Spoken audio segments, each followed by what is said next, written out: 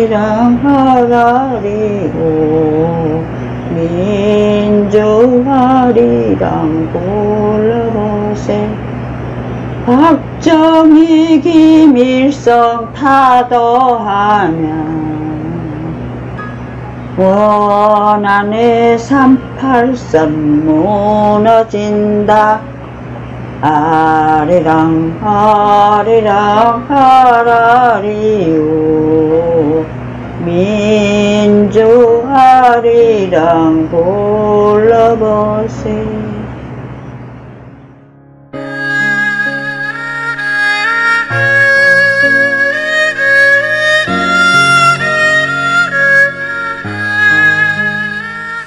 네, 이 노래를 부르는 분은 문익환 문동환 목사의 어머니이면서 문재린 목사의 아내인 김신묵 권사입니다. 김용민 브리핑 일요일을 맞아서 특별한 대담을 선사합니다. 모신 분들은 도서출판 3인에서 나온 한빛교회 60년사 세상을 품은 작은 교회를 만든 네 분입니다. 미아리의 작은 교회가 뿜어낸 정의와 평화, 사랑의 기상을 만나보시죠. 광고 듣고 한빛교회 문영미 집사, 고은지 집사, 박가병 장로, 홍승헌 담임 목사와 만납니다. 야, 근데 홍어가 진짜 그렇게 몸에 좋아? 아니 끝내준다니까. 근데 비싸지? 열라 싸고 열라 맛있는 홍어가 있다니까. 어디? 알싸한 홍어. 네이버 검색창에 알싸한 홍어를 검색하시고 1599-6456 전화 주문도 가능합니다. 노력한 만큼 내어주는 자연, 그 자연의 마음을 알기에 정성농장 홍삼. 검색창에서 정성농장 홍삼을 검색해주세요. 010-9754-6972. 다이어트 해야 하는데 좀 간단한 방법 없을까? 다이어트 전용 그린 스무디로 하루 한두 끼만 맛있게 바꿔 드시면 끝! 1522-6648 또는 비타샵을 검색해주세요. 허리가 아파요. 아랫배가 나와요. 골반이 바로 서야 건강도 아름다움도 바로 섭니다. 바디로직을 입으세요. 토크밴드의 입체적인 탄력이 틀어진 골반을 바로잡습니다. 간편하고 확실한 골반 교정 타이즈 바디로직. 야, 김창회! 이 새끼 어디 갔어? 이병 김창우! 야, 너 임마 저번에 애니메이션 보라고 존만인가 그거 가르쳐줘서 내가 다 찾아봤는데 안 나오던데? 존만이가 아니라 존바라라고요. 좀비 할 때 좀, 바보 할 때 바. 존바라라고? 유튜브에 존바라TV 구독이요, 구독. 정권교체를 함께 염원하는 판촉물 쇼핑몰 네피알, 기념품, 답례품, 기왕이면 네피알로 인터넷 검색창에 입력하시거나 032-519-4800으로 전화하세요. 카카오톡 아이디는 네피알. 현대인의 몸에 있는 독, 어떻게 치유할까요? 아로니아라는 열매에 강력한 효과가 있습니다. 검색창에서 장봉근 아로니아를 찾으시고 1522-1194로 하시면 됩니다. 여성의 노화 예방은 물론 음주 속쓰림에 시달리는 남편에게 성장기 어린이 발육과 뇌 발달도. 정도 원마? 네이버 검색창에 정도 원마, 전화 080-777-6776. 김구의 이름으로, 김대중의 이름으로, 노무현의 이름으로 정의로운 나라 함께 만들어 가겠습니까? 이재명의 언어와 철학을 말한다. 어느 날 이재명을 만났다. 도서출판 이맛돌. 한국은 독재를 해야 돼. 하나님이 독재하셨어. 하나님이. 이런 걸 해결하는 분이 고 박정희 대통령인 줄로 믿습니다. 특별히 전두환 사령관을 위해서 하나님 앞에 기도합니다. 누가 경제 살려달라고 대통령 세웠어? 우리가 장로님을 대통령 세울 때는 종북주의자 판결해 달라고 세운 거야. 혐오를 부추기고 자본에 탐닉하는 교회. 그렇게 예수로부터 멀어진 한국 개신교를 전면적으로 해부했습니다. 한국 개신교와 정치. 한국 개신교에서 가장 핫한 인물, 문화학 박사 김용민이 심혈을 기울여 만든 한국 개신교와 정치. 소명출판에서 나왔습니다. 우리 홍승헌 목사님부터 소개를 좀 부탁드리겠습니다. 자기소개. 네, 반갑습니다. 한빛교회 담임 목사 홍승헌입니다. 네, 한빛교회 막내 장로 박가병입니다. 저 한빛교회 60년사 교회사위원회 위원 고은지입니다. 반갑습니다. 예, 네, 안녕하세요. 저는 이번에 한빛교회 60년사를 집필한 문영미입니다. 예, 문영미 씀 이렇게 돼 있습니다. 예, 우리 문영미 선생님은 이 한빛교회 역사하고 굉장히 유관하시죠? 네, 그렇죠. 예, 어떻게 유관하시는지 좀 말씀해 주십시오. 뭐 사실 그렇게 제가 처음부터 이렇게 밝히려고 하지 않았는데, 저희 그 교회를 설립하신 문재림 목사님하고 김신묵 권사님이 저희 할머니, 할아버지 되십니다. 아, 손녀시구나. 네. 아, 그러시구나. 네. 그리고 아버지, 어머니가 네, 아버지는 그 문동환 목사님이시고요. 저희 큰아버지가 이제 그 이대 목사님을 하셨던 문익환 목사님이십니다. 네, 그렇군요. 네.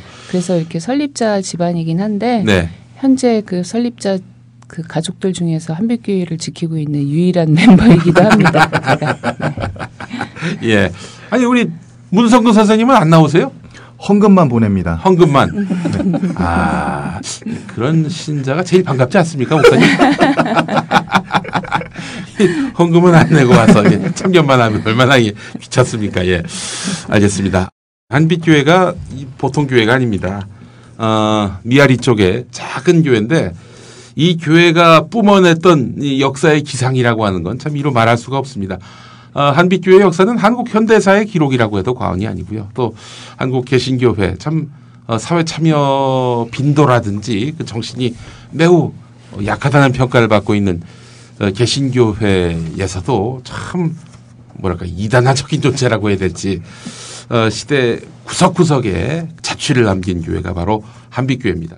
자, 문영미 선생님. 네. 우선 그 한빛교회를 설립하신 분은 문동환 목사님, 문익환 목사님의 아버지이신 문재린 목사님이시죠? 네. 문재린 목사님 같은 경우에는 그 좀 서구의 영향도 많이 받았고요. 저희 그 전통 그 실학의 영향도 참 많이 받으셨던 분으로 이제 제가 느껴집니다. 그래서 그 할아버지가 이제 태어나신 거는 1896년도 함경도 종성에서 태어나셨고요. 4살에 이제 가족의 등에 업혀서 두만강을 건너서 북간도 명동으로 이주를 하게 됩니다. 명동은 혹시 아실지 모르겠는데 그 독립운동과 교육, 기독교 운동 등의 중심지였었고요. 그런 명동 공동체에서 이제 이후에 기독교를 받아들였는데요. 그 기독교를 받아들이기 이전에 그 유학자들이었는데 그분들이 그 실학에 굉장한 관심을 가지고 있었다고 합니다. 그래서 이제 기독교 목사가 되신 후에도 문재림 목사님께서는 어떤 내세나 천국의 이야기 같은 것보다는 그 민족의 독립이라든가 그런 일상생활 속에서의 실천 이런 것들을 굉장히 설교하시고 하셨다고 제가 들었습니다. 네. 어떤 내세의 그 천국이 있는 것이 아니라 우리가 이 땅에서 일구어야 할 것이 바로 하나님 나라다. 이렇게 생각하신 거군요. 네네. 예. 미국 장로교에서 세운 그 당시 있었던 그 평양신학교에서 이제 공부를 하셨죠. 그래서 그때는 굉장히 좀 이제 보수적이고 정통적인 그런 이제 신학을 공부하신 다음에 그 1928년도에 캐나다로 유학을 떠나요. 그래서 그때 당시 그 첫 한국인 유학생이라고 합니다. 캐나다로. 그래서 그 캐나다 임마누엘 신학교에서 공부를 하시면서 그런 서구에 열려있는 신학을 이제 접하셨던 거죠. 그래서, 그 평양신학교에서 어떤 보수적인 신학을 공부하셨고, 또 캐나다의 그런 그 열려있는 신학을 공부하시면서 양쪽의 입장을 비교적 굉장히 폭넓게 잘 이해하셨던 걸로 제가 이렇게 생각이 됩니다. 잘 모르시는 분들을 위해서 제가 좀 설명을 하자면은 미국에서 건너온 신학들이 당시로서는 대체적으로 지금 한국의 보수 개신교회가 술, 담배 안 되고 성경은 그야말로 문자 그대로 믿어야 하고 그런 아주 굉장히 보수적이고 닫혀있는 신학이었던 반면에 캐나다의 신학은 상당히 열려있는 정도가 타종교회도 열려있는 이런 진보적인 신학이었고 그러니까 평양에 계실 때는 미국 신학을 접하셨다가 캐나다 건너가셔서는 열린 신학을 만나게 됨으로써 또 그런 캐나다에 기반한 신학이 오늘 한국 기독교 장로회의 신학의 또 어떤 바탕이 됐고요. 그때 이제 선교사들이 들어오면서 서로 경쟁하고 한 지역에서 막 싸우고 이러지 말자고 그런 어떤 좋은 의미에서 지역을 좀 분할해서 이렇게 선교하자고 약속을 했다고 하더라고요. 함경도는 어느 교단, 뭐 평안도는 어느 교단. 그렇죠. 뭐 그래서 함경도하고 만주 지역이 카나다 그 교회에서 들어와서 선교를 한 지역이었고요.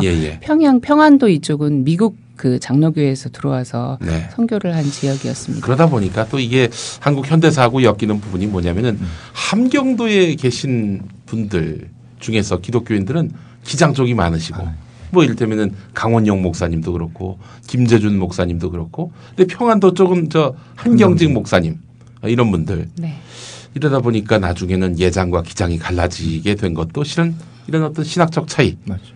네비우스 정책의 기반에 함경도는 캐나다, 평안도는 또 이 미국 이렇게 또 갈라지는 면이 있었던 거고 또 그게 안타까운 게 한국 현대사에서 서북 청년단의 이제 근원이 바로 그 평안도 쪽 기독교인들, 보수 기독교인들 그들이 이제 주축을 이룬 거 아니겠습니까? 아 이게 좀 안타까운 그런 그 종교 성향을 보면 네. 그 믿음의 성향이라 그럴까요? 예. 그걸 보면 X로 나누어져서 목포와 한양을 통해서 함경도로 가는 그 좀 진보적인 성향. 이 기장교회가 전라도에서 굉장히 강해요. 예. 그리고 부산에서 출발해서 서울과 평양으로 가는 좀 보수적인 성향.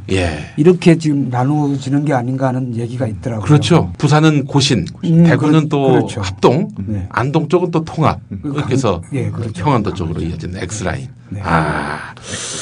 그런데 이제 우리 함경도 만주 라인은 또 이제 캐나다 쪽이 이렇게 담당을 했었고 여기서 이제 문재린 목사님이나 문익환 문동환 목사님 이런 분들이 또 기장의 또 주축을 이루는 김재준 강원용 목사님 이런 분들이 이제 거기서 배움을 받으셨고요.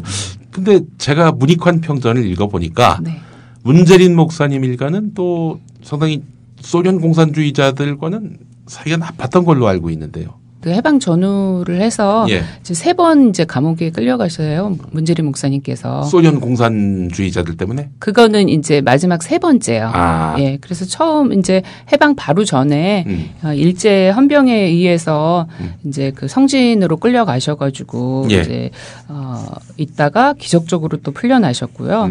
그다음에 해방된 후에 10월에서 1월 정도까지 또 그쪽 지역 공산주의자들한테 붙잡혀서 연길의 감옥에 계세요. 그렇게 이제 그랬다가 마지막으로 이제 그 3주 정도 석방된 지 3주 정도 지났을 때 또 소련 그 공산당에 의해서 잡혀가요. 그때 잡혀가시게 되는 이유 중에 하나가 물론 이제 목사고 기독교를 퍼뜨리고 그 선교한다라는 이유도 있지만 그 전에 이제 1945년 해방 정국을 좀 살펴보고 이제 어떻게 대처해야 되는지를 파악하기 위해서 서울로 내려와서 그때 당시 그 이승만 그 씨를 만났다고 해요. 조선 호텔에서. 그래서 그게 이제 소련군들이 이 문재린 목사님이 미국의 스파이다 이런 이제 명목으로 해서 이제 붙잡아 갔다가 거기서 이제 거의 뭐 이제 생사를 넘나드는 그런 그 상태에서 계속 계시다가 막 절박하게 기도하시고 뭐 이제 언제 풀려날 거다라는 그런 계시를 이제 꿈속에서 보시기도 하고 이러다가 이제 그 소련 군들이 소련으로 돌아가는데 그 죄수들을 다 끌고 가는데 문재린 목사님만 그냥 감옥에다 두고 이제 가버리는 그래서 이렇게 기적적으로 풀려나시면서 그러면서 이제 그 가족 회의를 해서 이제 도저히 이제 그 문재린 목사님은 그렇게 3번의 그 옥살이를 하시면서도 그 내가 목회하고 있는 이곳의 양떼들을 버리고 갈 수 없다. 계속 여기 남아 있겠다. 이렇게 고집을 하셨었는데 이제는 더 이상 여기 있다고 하더라도 설교도 할 수 없고 신방도 할 수 없고 교회를 어떻게 운영할 수 없기 때문에 이제 도저히 안 되겠다. 이렇게 그 결정을 하고 이제 46년도에 5월 달에 이제 서울로 이제 피신을 하죠. 옮겨오실 때만 해도 뭐 공산주의에 대한 그 감정은 굉장히 안 좋으셨겠어요. 근데 제가 그 교회사를 쓰면서 이렇게 늘 품고 있었던 고민이 그거인 거예요. 그런 아까도 말씀하셨지만 서북청년단이라든가 북한에서 그렇게 공산주의자들한테 탄압을 받고 뭐 재산을 다 뺏기고 이렇게 남쪽으로 내려오신 분들이 굉장히 감정이 안 좋잖아요. 그 반공주의자들인데 문재린 목사님이나 그 문익환 목사님한테서 그런 게 전혀 느껴지지를 않았어요. 도리어 그쪽하고 결탁한 걸로 이렇게 인식이 있잖아요. 지금. 그렇죠. 그래서 저런 그 어떤 그 열린 마음 이렇게 그 양쪽을 다 품을 수 있는 이렇게 탁 트인 어떤 그 마음은 어디서 오는 것일까? 제가 그거를 굉장히 많이 고민을 하면서 이번 교회사를 썼습니다. 저도 사실 그 문익한 평전을 딱 접하면서 망치로 맞은 듯한 느낌을 받았던 거는 문재린 목사님 일가가 북한에 진주한 소련군 또 그 이후에 공산주의자들과 굉장히 사이가 안 좋았다는 거예요. 그런데 이분이 나중에 김일성 북한 주석을 만나가지고 남북 화해에 대한 그런 물꼬를 트기 위해서 대화를 나누기도 하고 이 모습 보면서 이거는 원래 이제 문익한 목사님 이런 쪽이 저 북한하고 가까운 게 아니라 그 십자가의 사랑 더 나아가서는 뭐 원수도 사랑하라는 예수의 가르침을 실현하기 위해서 이렇게 마음의 문을 여는 것이었구나라는 생각에 어제 생각이 달라지게 된 거예요. 네, 저희 그 할머니의 유명한 일화가 있으신데요.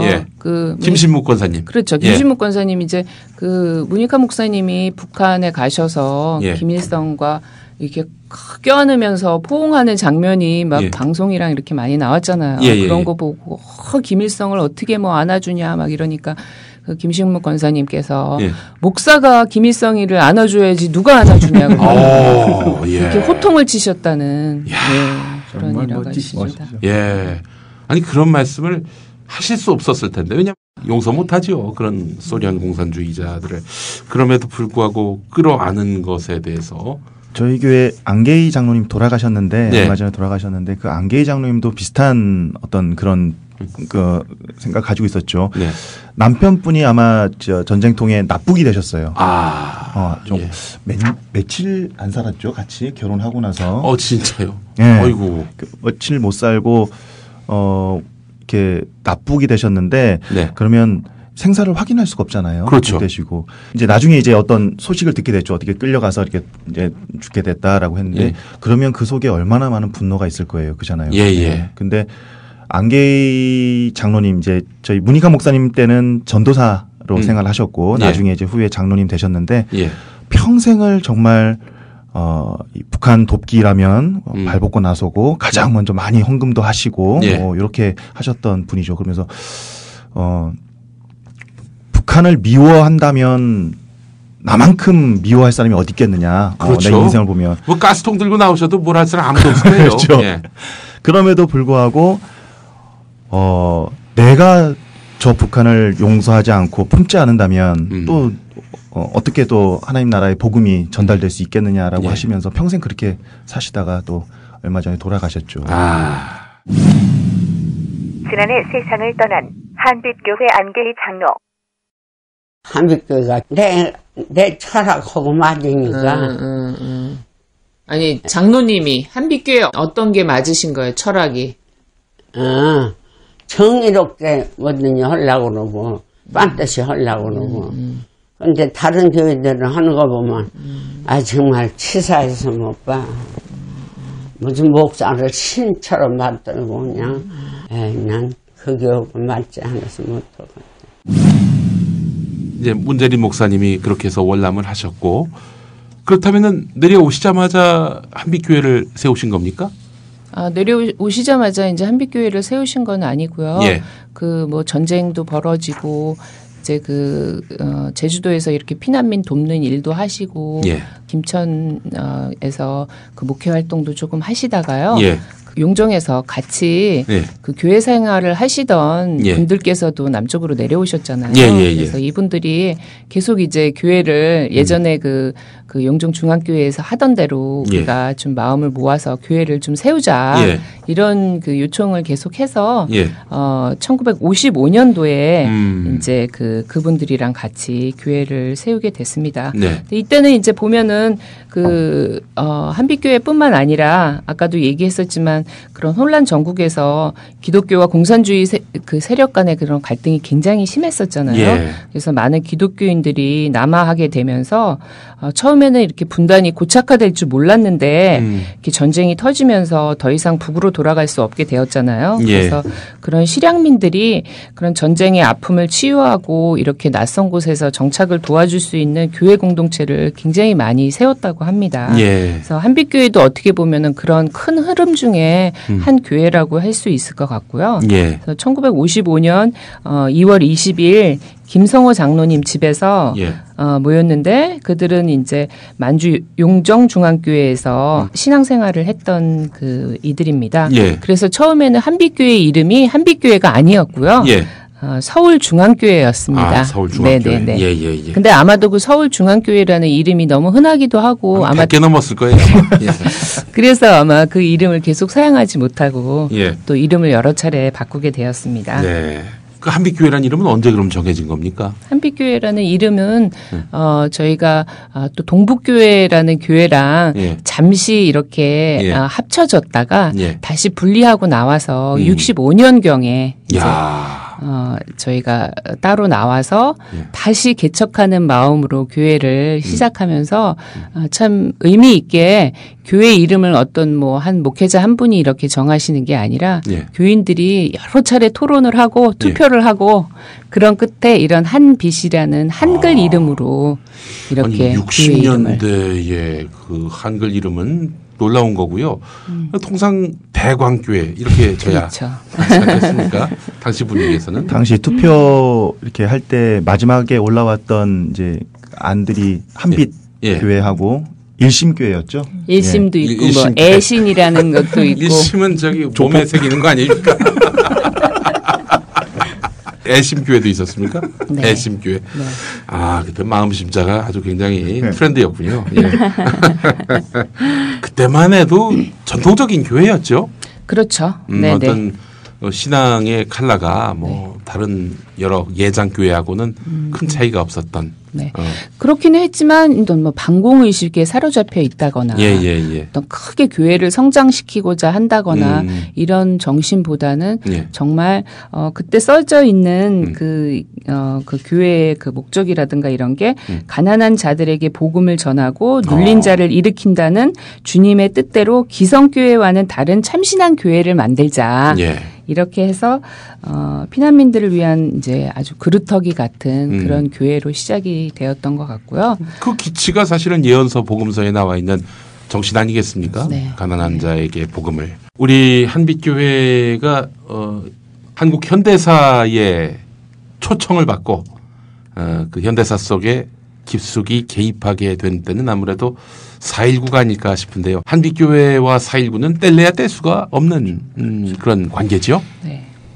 네, 저희 이제 그 기성교회와는 다른 어떤 참신한 교회를 추구했지만 사실 아주 평범하고 작은 이제 개척교회에 불구했었다. 그 이전까지는 그렇게 말씀드릴 수가 있는데요. 4.19 때 저희 그 청년 중에 한 분이었던 김창필 씨가 그 시위 도중에 숨지는 사건이 발생했습니다. 그래서 이게 작은 교회에서는 굉장히 큰 충격이었고요. 그렇죠.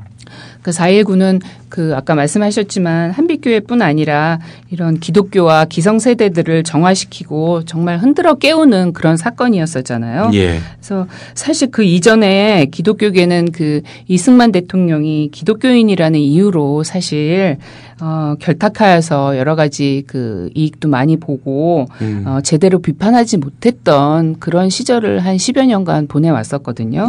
근데 이런 4.19 이후로 이렇게 청년 학생들이 일어나서 그 목숨까지 내놓고 싸우는 모습을 보면서 김재준 목사님도 굉장히 이 사건을 겪으면서 반성을 하시게 되셨고요.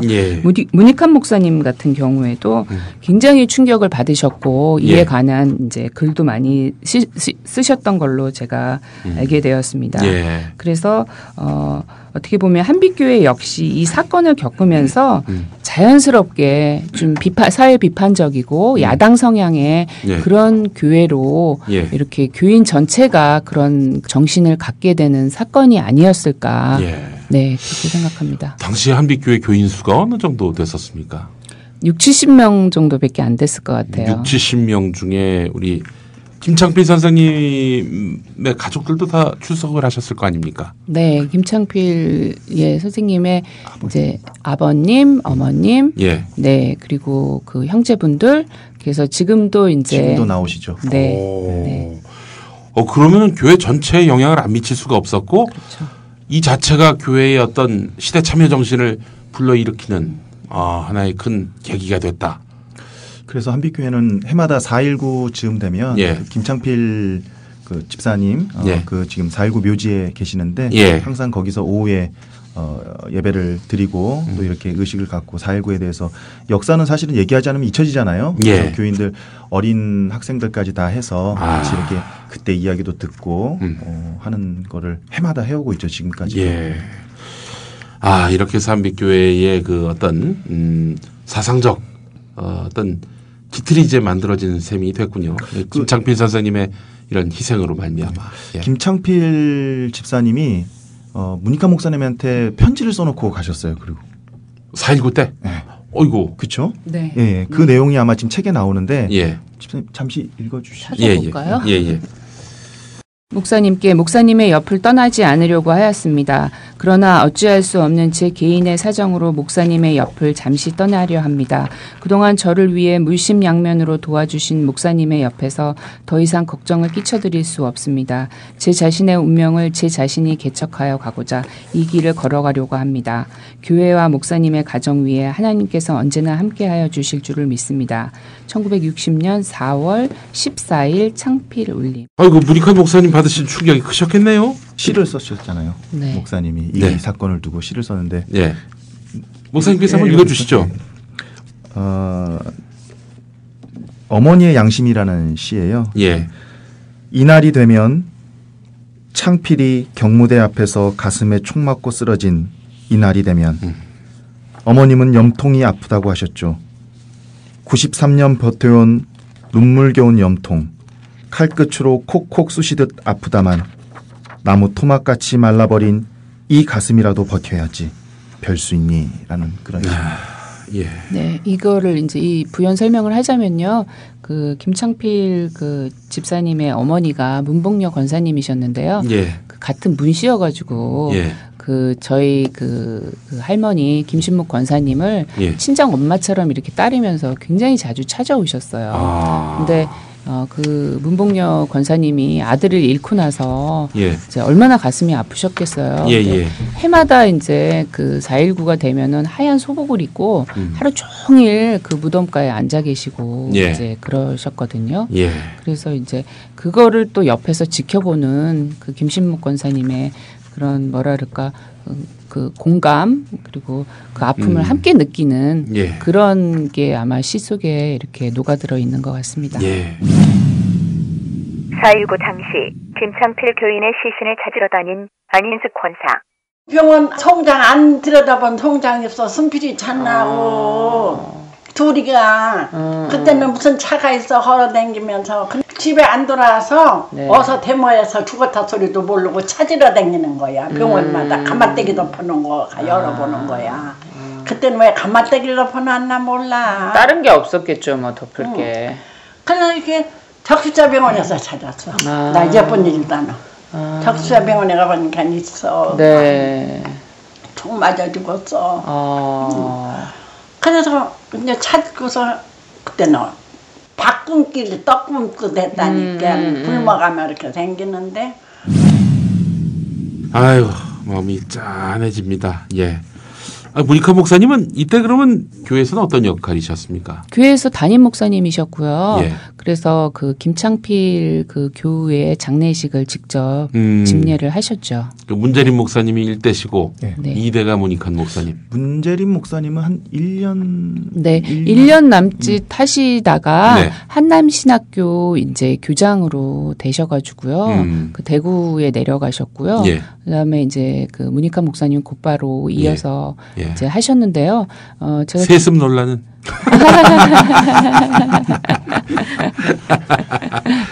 오라 그래도 안 왔어.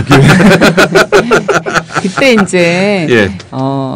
요즘이랑은 좀 다르게요. 그때는 이제 교수직도 하셨고 예. 또 요즘은 이렇게 겸임해서 교수직하고 목사 담임 목사직을 못 한다고 하더라고요. 기장에선 그렇다고 하더라고요. 네네. 예. 그래서 이제 그때 당시는 그런 게 가능했기 때문에 예. 교수도 하시고 그다음에 구약 성서 번역도 시작하시고 그다음에 한빛교회도 맡아서 하실 정도로 예. 약간 파트타임 목사님이라고 할까요? 그러니까는 뭐 교회에서 제대로 이제 급여를 받으면서 이렇게 하신 게 아니라 예. 이제 설교 목사님 정도로 그래서 이렇게 기록을 살펴보면은 문재림 목사님이 이후에 또 한남 신학교를 그만두시고 돌아오시면서 예. 약간 좀 같이 아드님이랑 이렇게 필요에 따라서 같이 예. 설교도 해주시고 이런 그 모습으로 같이 해주셨던 걸로 나와 있고요. 예. 그래서 제가 그 아까 그 설립자 얘기를 하셨는데 네. 그 교회 초기 설립에서 그 문재림 목사님만큼이나 그러니까 김신목 권사님이라든가 또 안개희 그때 당시는 전도사님 여전도사님이셨죠. 그리고 예. 조남순 여전도사님, 예. 박용길 집사님 이렇게 그때 당시에 그 여성분들이 예. 그 남성분들은 이제 뭐 목사님들은 설교를 하시고 이런 대외적인 활동을 하셨다면 여성분들이 이렇게 교인들을 챙기고 항상 신방 다니고 교회의 모든 활동들을 이렇게 몸으로 봉사하면서 하는 그런 그 역할을 담당했었다라는 것. 예. 아니 근데 한빛교회는 이 무렵에 이렇게 70년대인데 60년대 70년대 이렇게 여성들의 활약이 아주 활발했네요. 뭐 사실 예장 통합 같은 경우 90년에나 돼야 뭐 사실은 여목사 안수가 가능했고 그랬는데 기장은 확실히 좀 선구적이었죠. 기장도 여목사 안수제도가 들어온 거는 70년대에 들어와서예요. 여목사 안수제도가 있었고요. 통합보다도 그래도 한 20년 빠르네요. 뭐 예장도 마찬가지로 그런 지도자적인 역할을 인정해주지 않는 것뿐이지 네. 사실 교회를 이끌어가고 그럼요. 그 구성하고 있는 거는 대다수 분들이 이제 여성분들이라는 거. 예. 저는 이 교회사를 통해서 그런 여성들의 잊혀진 목소리 같은 거 교회사에서의 역할을 좀 많이 좀 찾아서 부각시키고 싶었던 그런 그 의도를 가지고 썼습니다. 한빛교회 안개희 장로. 한빛교회에서 그 어떻게 이렇게 여성 장로들이 많이 나오게 됐어요? 처음에 다른 교회에서는 힘들었는데 그게. 근데 목사님은 그래도 여자 위상을 높여주려고 자꾸 여자 장로 뽑으라고 그래서 문익환 목사님이. 안개희 전도사님 얘기도 하셨고요. 우리 한빛교회에서 여성 사역자들, 여성 교역자들 어떤 역할을 했었는지도 좀 한번 얘기해 주셨으면 좋겠습니다. 네. 제가 그 안개희 장로님 같은 경우에 저희 모두 다 잘 알고 작년에 소천하셨는데요. 그 제가 잘 몰랐었던 분은 조남순 전도사님이세요. 안개희 전도사님 그 전에 계셨던 분이신데요. 조남순 전도사님 같은 경우에는 문익환 목사님하고 신학교 동창이라고 하더라고요. 같이 공부를 하신 동기였던 거예요. 조선신학교죠. 조선신학교. 동자동 조선신학교 한신대학교의 뿌리. 뿌리인 학교죠. 전신이죠. 그래서 같이 공부를 하셨는데 이렇게 같이 신학을 공부했음에도 불구하고 남성은 목사가 되고 여자는 전도사가 돼서 그 남자 목사를 보조하는 그런 역할에 머무를 수밖에 없었던. 그래서 이제 조남순 전도사님 같은 경우에도 아까 안개희 장로님도 남편이 그렇게 납북되셨지만 조남순 전도사님 같은 경우에도 딸 둘이 쓰셨는데요. 일찍 남편이랑 이제 헤어지게 된 거예요. 그 사연은 잘 모르지만.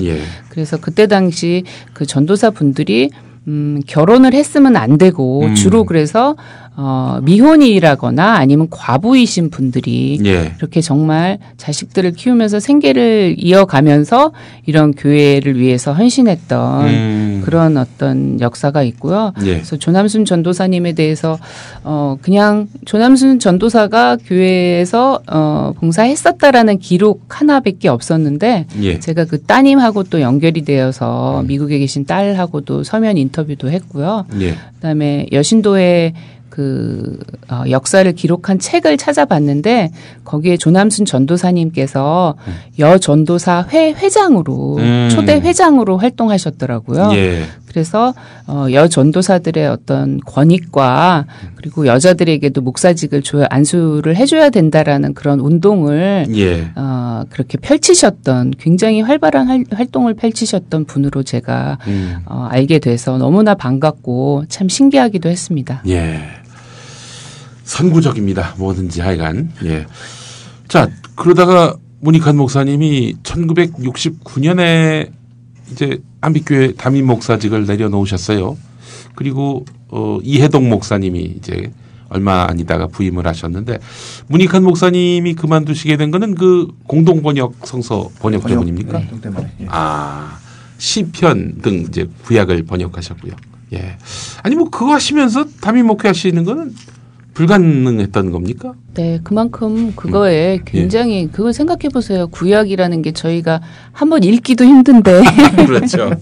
그것도 원어에서 또 번역을 해야 되는 거니까. 예, 그거를 정말 그 문익환 목사님이 시인이시기도 하시는데 네. 그 구약을 번역하면서 시인으로 이렇게 태어나셨다라고 스스로 네. 표현하시더라고요. 문익환 목사님께서 카톨릭 구교하고 개신교하고 다른 성서를 본다는 것 자체에 대해서 굉장히 좀 그랬던 것 같아요. 좀 같은 성경을 보고 같은 그리스도인인데 하나로 될 수 있는 어떤 이런 계기를 마련하고자 하는 게 굉장히 이렇게 의미를 많이 두셔가지고 그것 때문에 아마 전념하시고 싶으셨던 것 같아요. 그 일에. 그래서 아마 한빛교회 담임 목사직을 내려놓으시고 거기에 전념하시러 가신 것 같아요. 네. 자, 3대 담임 목사 이해동 목사님은 어떤 분이었습니까? 고은지 집사님. 그 시절이 사실 유신 정권 시절에 가장 좀 중요한 시기였기 때문에 이 시기에 좀 이해동 목사님께서 처음에 오실 때는 사실 어떤 뭐 이렇게 사회의 소용돌이 안으로 한빛교회가 이제 들어갈 거라고 예상은 못 하시고 이제 오셨던 걸로 제가 이제 책을 보고선 알고 있거든요. 네. 그 식사 자리에서 항상 하시던 말씀이 있어요. 아, 지금 생각해 보면 내가 이런 한빛교회였으면 안 왔을 것이다. 근데 담임 목사를 안 맡았을 것이다라고 그렇게 항상 얘기를 하시더라고요. 예. 근데 다행히 유신 정권이 들어서기 전, 그러니까 유신헌법이 개정되기 전에 담임 목사가 되셨단 말이죠. 뭐 빼도 박도 못하게 됐는데. 그러니까 한빛교회가 사실 이제 처음 이제 시작된 게. 뭐 어느 날 갑자기 사실 일어난 사건은 아니라는 생각이 들어요. 앞서 이제 문영미 집사님께서 얘기를 하셨지만 그 함경도랑 북간도 지역의 이제 민족해방운동에서부터 이어져 왔고 또 개인의 기복보다는 워낙 예수님의 삶을 따라 살고자 하는 어떤 실천적인 믿음을 이제 생각을 하면서 왔는데 이게 이제 1970년이 되면서 좀 터져 나온 것 같거든요. 그때 이제 특히 노동자 전태일 죽음 때문에 금기시됐던 또 노동 문제에도 관심을 기울이기 시작했고 또 그 박정희 정권이 장기 집권을 위해서 이제 유신 체제를 선포했는데 그거에 정면으로 도전하는 기독교인의 그 사회참여 신혼탄이 이제 남산 부활절 연합 예배 사건이 있었죠. 이제 그때 이제 저희 교회가 처음으로 기도와 이제 모금으로 함께 했었던 그 기록이 있고요. 아, 그때부터 이제 요주의 교회가 됐군요.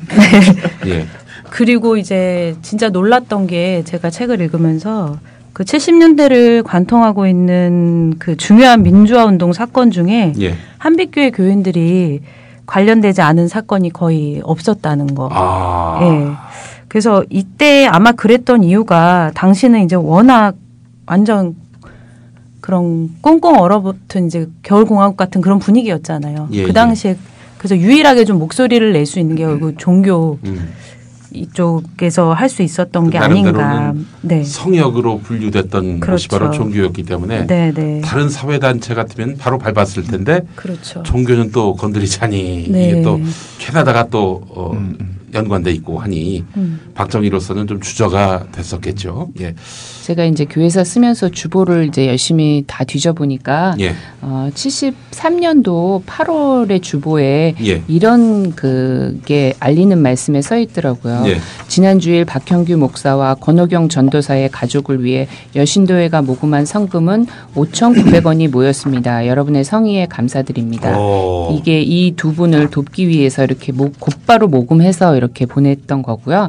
그 다음에 바로 밑에 이제 토막 지식이라는 그런 난이 있어요. 그 토막 지식의 물음이 자유와 인권에 대한 그리스도인의 태도를 말해 주십시오. 그랬더니 거기 답이 그리스도교는 개인의 해방뿐 아니라 사회 조직 조직이 개인의 자유와 인권을 보장하고 발전시키도록 노력해야 합니다. 그러나 그것은 짧은 시일에 실현되는 것이 아니므로 오래 참음으로 세우려고 노력해야 합니다. 이렇게 써져 있더라고요. 그래서 참 이렇게 73년만 해도 이게 이 투쟁이 얼마나 길어질지 몰랐을 텐데 그렇죠. 그런 것들을 예견하는 것 같이 들려서 참 네 그렇습니다. 그러니까 그 73년 4월에 부활절 연합 예배가 남산에서 있었는데 이때 박형규 목사님 또 권호경 목사님 나중에 CBS 사장도 하셨던 분이잖아요. 다 기장 출신인데 이 두 분이 주축이 돼서 남산 부활절 연합 예배 현장에서 유신 정권의 이런 잘못 반민주 독재를 규탄하는 문서를 살포를 했는데 이게 이제 큰 사건이 돼가지고 이분들이 뭐 옥고를 치르는 등 여러 가지로 고초를 겪었을 때 한비교회 교우들이 5,900원 뭐 지금이야 5,900원은 뭐 그 의미가 큰 돈은 아니지만 그 당시만 해도 엄청난 돈 아니었습니까? 예, 이런 돈이 또 우리 한비교회 교인들에 의해서 모금이 돼서 고난받는 형제들과 또 나누게 됐었고. 이때 이제 이해동 목사님이 그 담임을 하셨을 때 아니었습니까? 네. 이거 그렇죠. 뭐 찝차도 몇 번 왔다 갔다 했을 것 같은데요. 어땠습니까? 검은 찝차 바로 정보부나 이런 데서 아니 교회가 왜 이렇게 나오시나 이렇게. 그래서 그때 이제 굉장히 많은 사람들이 구속도 되고 이제 하면서. 특히 그 76년에 그 3.1 민주구국 사건이 있었는데요. 그때 이후로 경찰들이 거의 교회에 항상 진을 치고 있었다고 하더라고요. 그래서 들으라고 하고 나가는 사람들 계속 감시하고 또 그리고 교회 입구 이렇게 대각선 맞은편에 그 여관이 있었는데 그 2층에서 항상 이제 형사들이 카메라 들고 사진 찍고 그래서 또 예배 시간에는 들어와서 내용 녹음하고 이런 식으로 계속 감시를 했고요. 심지어 그 교회 주변에 살고 있는 그 형사가 있었는데 그 사람 같은 경우는 이제 자기 자녀를 교회에 출석시키면서 이제 주보를 가져오게 챙겨오게 하고 또 그 아이가 이제 고백을 했는데 화단에 이렇게 녹음기를 숨겨놓은 거를 그 아이가 이제 고백을 해서 찾아내기도 하고 굉장히 그 스톡홀름 증후군이라고 해야 되나? 교회에 동화가 돼가지고 이실직고를 했군요. 이게 참. 그러니까 이게 찝차나 이런 형사들이 요 근처에서 진치고 있다. 이걸 자꾸 보여주는 건 일종의 시위 아닙니까? 그러니까 다른 분들은 이 교회에 오지 마세요. 오면 재미없습니다라는 것들을 웅변하는 차원이었고. 그렇죠. 야, 그럼 교인들이 늘어날래야 늘어날 수가 없었겠네요. 어떻게 그러면은 그 당시 예배하러 오신 분들 보면은 형사들도 적지 않았겠어요. 신앙생활이 아니라 업무차 오신 분들이. 그렇죠. 안에 들어와서 물반 고기반이 아니라 물반 경찰반이라고 형사반이라고. 근데 이제 그 유명한 일화 중에 저희 이제 그 오옥자라는 분이 있으셨는데요. 뭐 실명을 거론해도 될 것 같아요. 인터넷으로 검색해 보면 그분 기사가 뜨기도 합니다. 근데 그 이분이 이제 교인으로 등록하고 너무 열심히 생활하신 거예요. 그래서 이렇게 신방표와 이런 데도 그분의 이름이 있더라고요. 그래서 교인들이 그분 집에도 가보고 이제 교인들의 집에도 오고 그래서 이제 나중에는 여신도 회장까지 하셨어요. 그런데 뭐 몇 년 뒤에 이제 남편이 카톨릭이라는 이유로 이제 교회를 그만두셨는데 몇 년 뒤에 이렇게 신문 언론 보도에서 크게 보도가 됐는데 경찰 고위직으로 표창을 받는 그런 야, 이 수법이 완전 신천지 수법 아니에요? 아이고, 야, 이거 기가 막힌데. 그분이 이제 교회 안 나오신 지는 꽤 됐기 때문에 저희가 뒤늦게 그랬었구나. 그렇게 저희 이제 교인들 중에서도 청년부나 학생부에서도 이제 뿌락치가 있었고요. 네, 그래서 이제 뭔가 시위를 이제 모의했다가 다 사전에 미리 붙잡혀 가기도 하고 그런 이제 5.18 때요. 그래서 그런 뿌락치가 있었기 때문에 또 교인들 사이에 이렇게 뭔가 새로운 교인이 올 경우에 이게 참 뿌락친가 의심을 하게 되면서 굉장히 좀 분위기가 이제 좀 따뜻하고 이렇게 환영하는 분위기라기보다는 이제 의심의 눈초리로 예 보게 되는. 네. 지금도 사실은 한빛교회가 조금 그래요. 좀 막 이렇게 뭐 다른 교회 가면 뭐 어떻게 오셨냐 자꾸 들러보는데 우리 교회는 그냥 가만 놔두죠. 아직 트라우마라고 하는 것이 남아 있습니다. 예. 좀 일화가 나온 김에 이 시국 사건에 제가 우리 디모데 모임 우리 40, 50대. 예. 40대, 50대 교우들의 모임 제가 거기 수련회를 갔었는데 그때 들은 얘기가 50대인가? 그때 무슨 시국 집회가 있었는데 교인들이 다 잡혀가가지고 교인이 5명만 나오고 주일학교가 더 많이 나오고 뭐 그런 적이 있었다고 하던데 그런 일이 실제 있었습니까? 그런 얘기는 들었죠. 예. 네. 그래서 뭐 이제 한번 이제 유 목사님께서 그 사람들이 자 여기서 유 목사님은 유원규 목사님, 이제 4대 목사님. 네, 유원규 목사님께서 그때 그 받았던 형량을 다 계산을 해보니까 200년이 교인들이 받았던 형량이 200년이 무기징역 빼고 네 계산할 수 없으니까.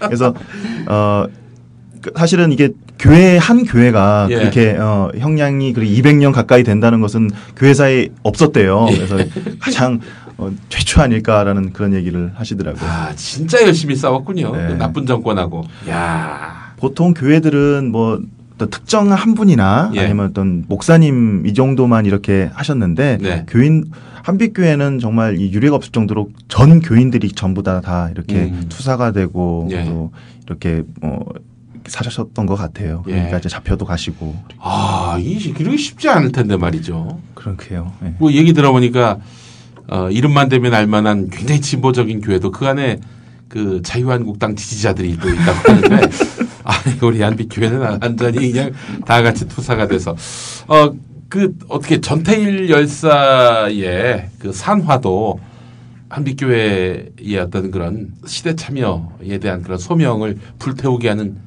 어떤 그 발화점이 됐었습니까? 어땠습니까? 4.19가 한빛교회에 눈을 뜨게 했다면은 전태일 열사 사건, 이 사건도 한국 사회의 진보적 지성들의 눈을 뜨게 했는데 이우정 장로님 같은 경우에 우리가 알고 있는 그 이우정 그렇죠. 사회운동가 이우정 교수님. 이우정 교수님께서도 저희 이제 그 한빛교회 그 장로로 이렇게 굉장히 활발하게 활동을 하셨는데요.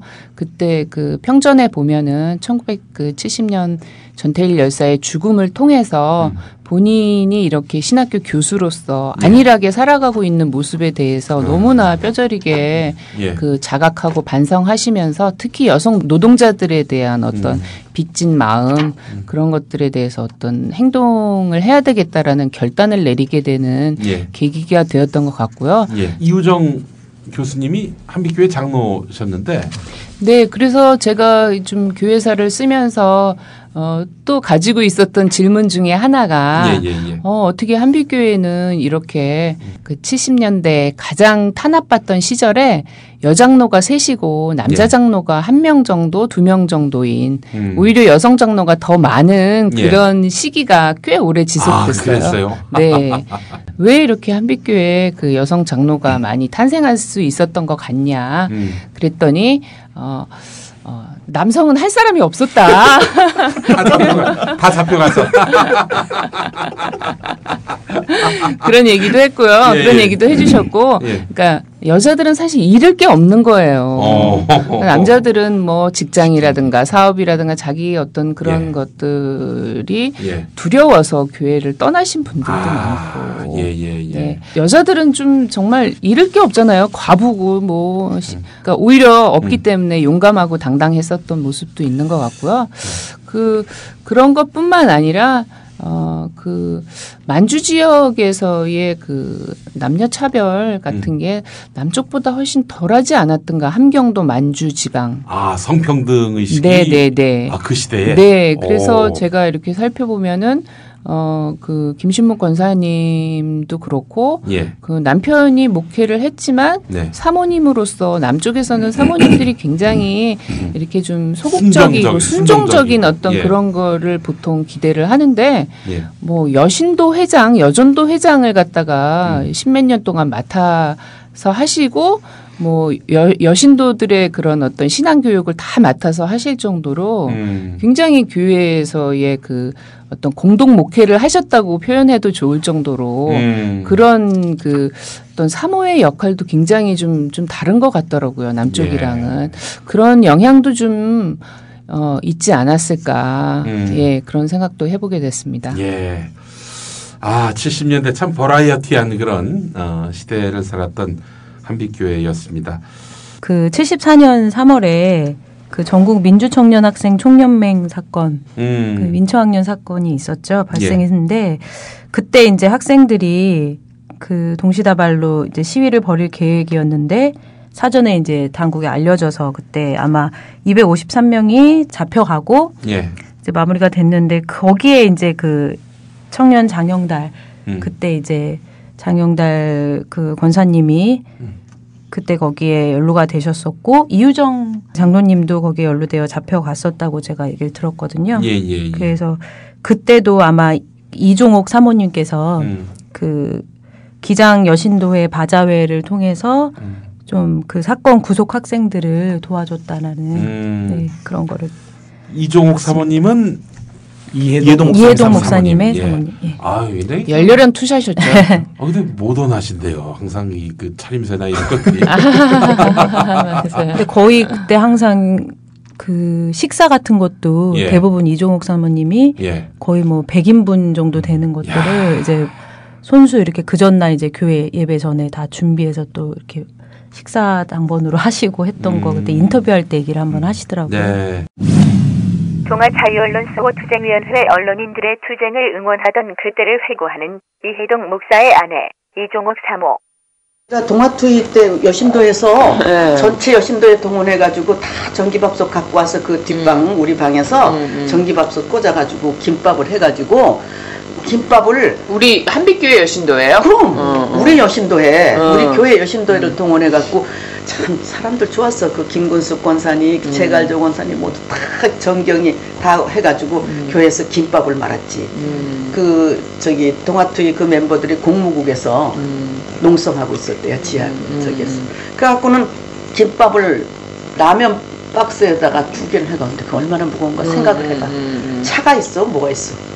그래서 버스에다 싣고 세종문화회관 앞에서 내려가지고 그 광화문 지하도로 둘이서 그거를 둘이 끌고 갔다가 거기다 동아투이 거기다 갖다 줬지. 내려보내고 그 고무고개 도로라도 해서 나가고 그렇게 여신도회가 활발하게 움직였어. 그러니까는 어쨌든 그 뒷바라지를 참 많이 한 거지 여신도회는. 두꺼봐 헌집 줄게 직거래다오. 불안한 마음 날려버리고 중개수수료 부담 프리. 웹과 앱에서 두꺼비 세상 만나보세요. 두꺼비 세상. 정말 맛있다. 이 말 한마디면 모든 게 설명됩니다. 30년 전통 자연의 이로움을 담은 김치 이담채 김치. 1544-4586 1544-4586. 술자리 많은 요즘 3차까지 달린 당신을 위한 필수품 전창걸의 새싹 땅콩차. 이제 속쓰림은 잊으세요. 070-8635-1288 070-8635-1288. 닭갈비 이젠 전혀 새로운 맛을 경험하세요. 킹 닭갈비. 일반 맛, 짜장 맛, 파스타 맛까지 11번가 옥션, 지마켓, 스토어팜에서 킹 닭갈비를 검색하세요. 살균 소독 여러 번 하지 마세요. 냄새 없는 살균수 클린비아트가 안전하게 당신을 지켜줍니다. 지금 딴지마켓에서 클린비아트를 만나보거라. 인터넷으로 클린비아트를 검색하세요. 안녕하세요. 내가 중고차를 사고 파는 조광래 중고차 1800-9538 고맙습니다. 한우 사고를 집어넣고 24시간 팔팔 끓인 곰탕 연지연 곰탕. 어린이부터 노인까지 누구나 좋아하는 건강식 연지연 곰탕. 택배로 신청하시려면 010-7252-1114.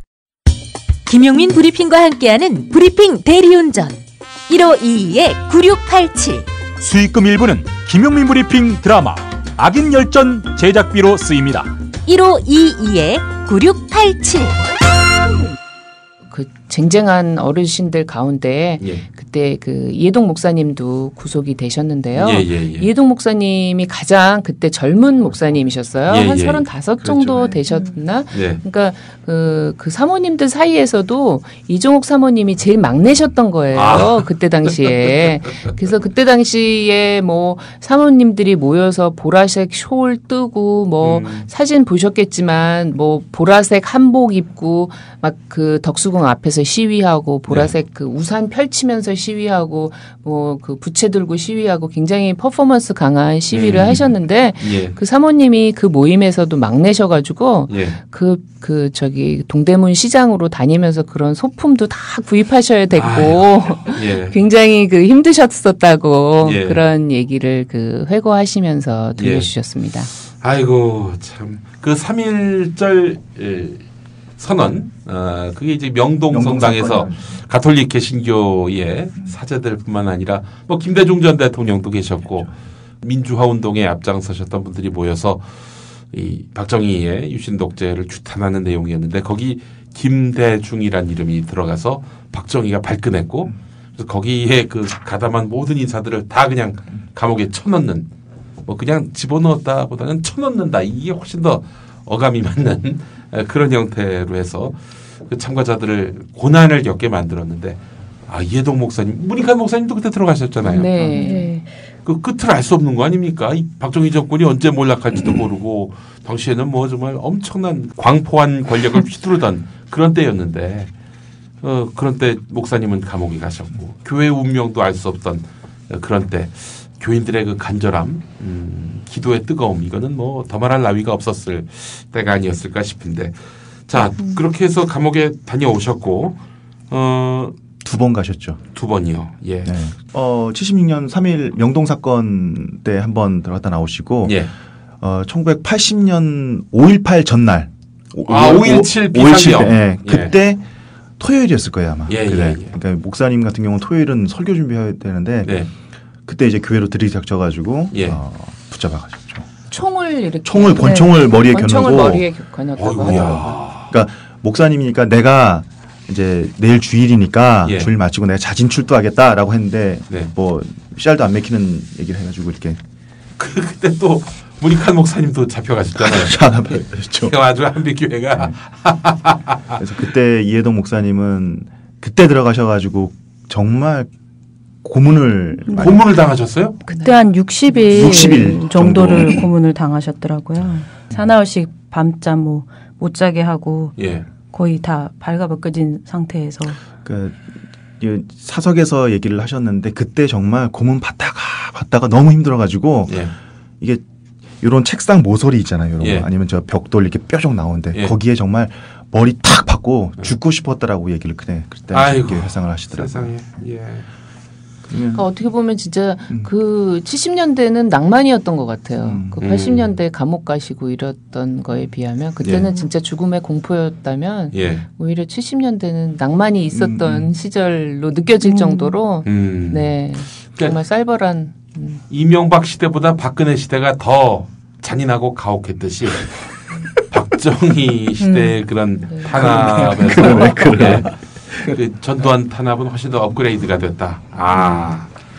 그래서 그때 이제 60일 거의 고문 당하시고 그때 이제 서울구치소로 넘어오셔서 이제 처음으로 가족이랑 면회를 하셨는데 이제 그때 이제 목사님이 이종옥 사모님한테 한빛교회의 목사직을 좀 내려놓겠다라고 계속 교회를 비워둘 수가 없어서 아니 그거보다도 이제 더 이상 이제 설교할 좀 자격이 없는 것 같다. 왜냐하면 그때 이제 정말 모진 고문을 거의 60여일을 당하셨기 때문에 그때 이제 그 본인이 뭐 잘못한 것도 그 수사관이 이제 불러주는 대로 이제 진술서를 작성을 허위 진술서를 쓴 거죠. 할 수밖에 없었던 거죠. 그러니까 그게 양심을 자꾸 가책을 느껴가지고 그래서 좀 자괴감도 들고 내가 이전까지는 설교단에서 정말 이렇게 옳은 결정하고 아니요 정확하게 해라고 설교를 했는데 본인이 이렇게 못했다라는 어떤 그런 자괴감 때문에 내가 목사도 아니고 인간도 아니다라고 이렇게 얘기를 하시면서 목사직 내려놓겠다라고 그렇게 하셨죠.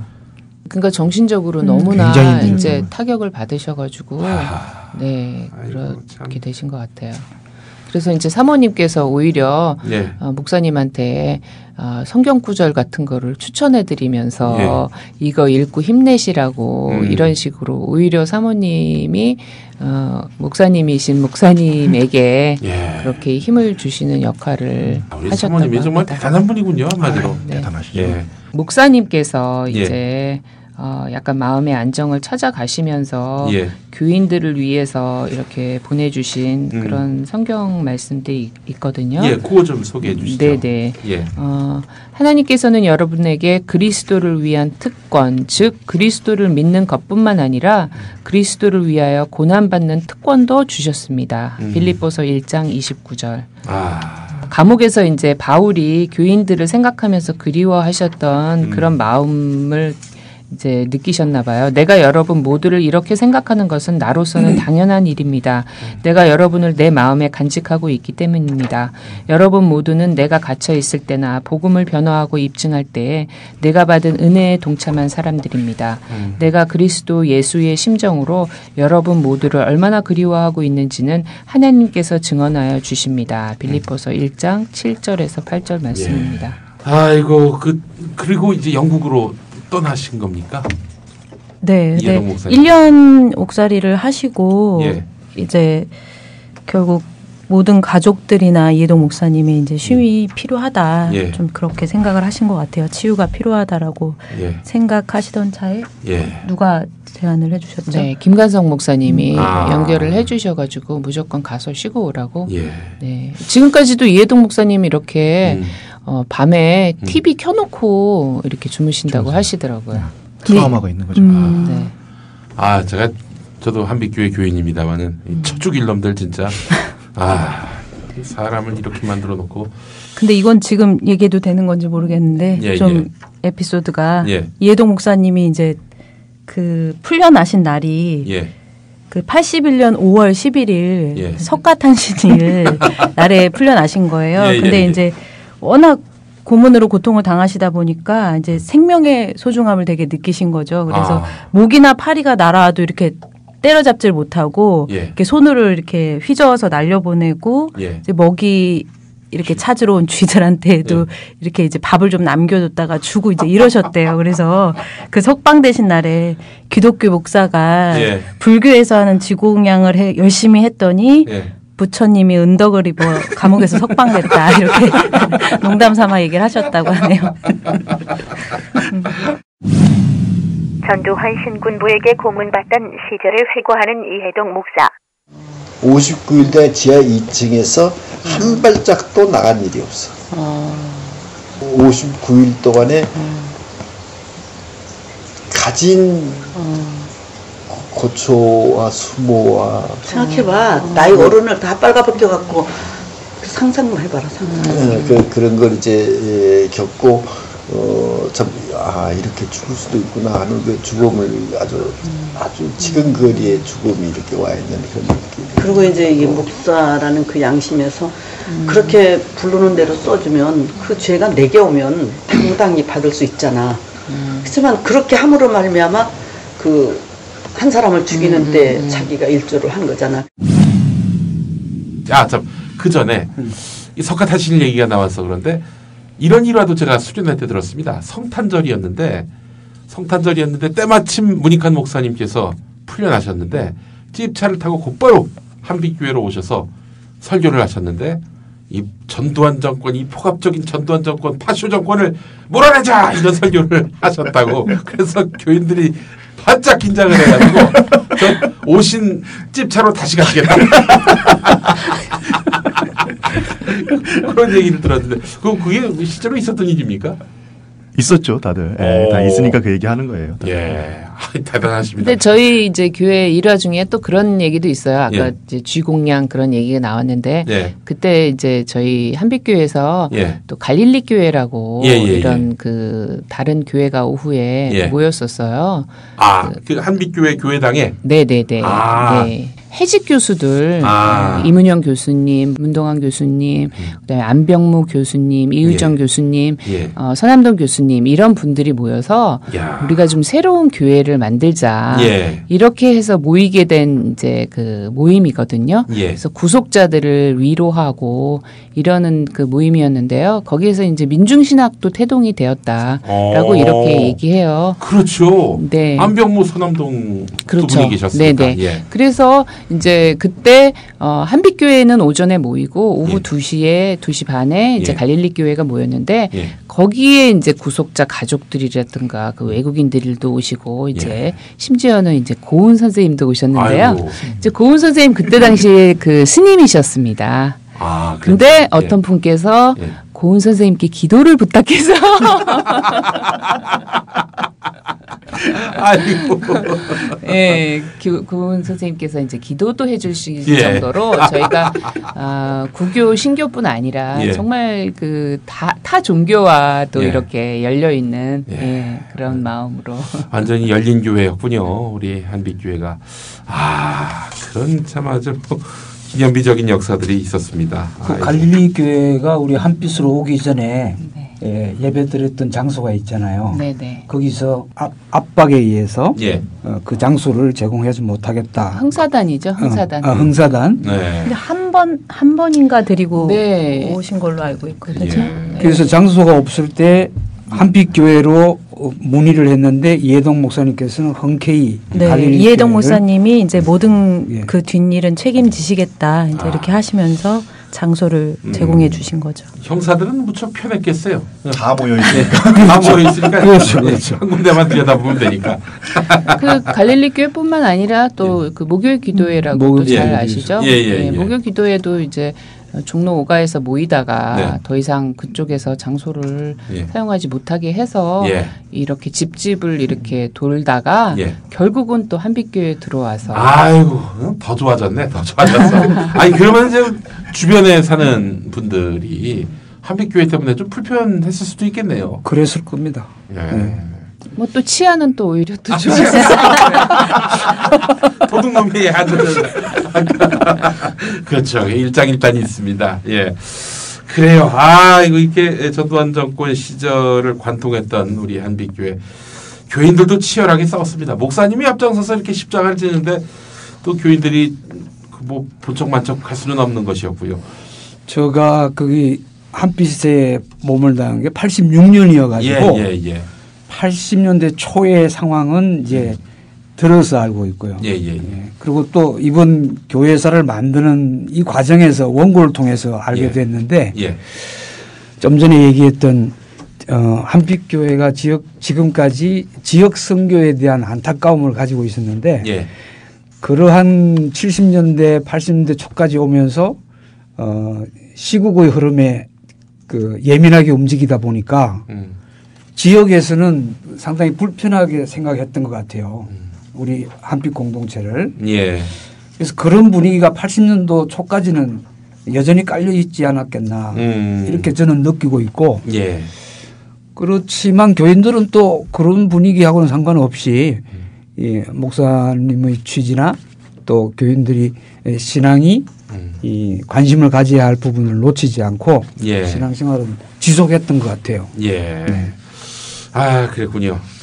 이렇게 해서 한빛교회가 정말 한국민주화 운동에 있어서 아주 중대한 버팀목 역할을 했다는 점, 이 점을 우리가 알 수 있었는데, 자 이렇게 해서 이제 전두환은 6.29 선언과 함께 이제 사실상 물러나게 됐고, 하지만 뭐 친구 노태우가 또 집권하게 되면서 뭐 군부 정권은 뭐 계속 연장하게 됐습니다. 그 명맥을. 자, 그리고 바로 89년. 이건 정말 방북이죠. 모니칸 목사님 방북 사건. 그 당시에 그 한빛교회의 그 주보를 제가 너무 궁금해서 들여다봤는데, 이건 뭐 진짜 주보에서도 이 긴장과 뭔가 이 뜨거움이 막 넘쳐나던데, 그때 상황을 한번 좀 얘기해 봤으면 좋겠습니다. 문 목사님이 그 방북하실 거라는 걸 교회에서는 전혀 몰랐습니까? 전혀 몰랐어요. 전혀. 주일날 아침에 알았으니까요. 주일날 아침에요? 네. 보도를 통해서. 그렇죠. 어이구.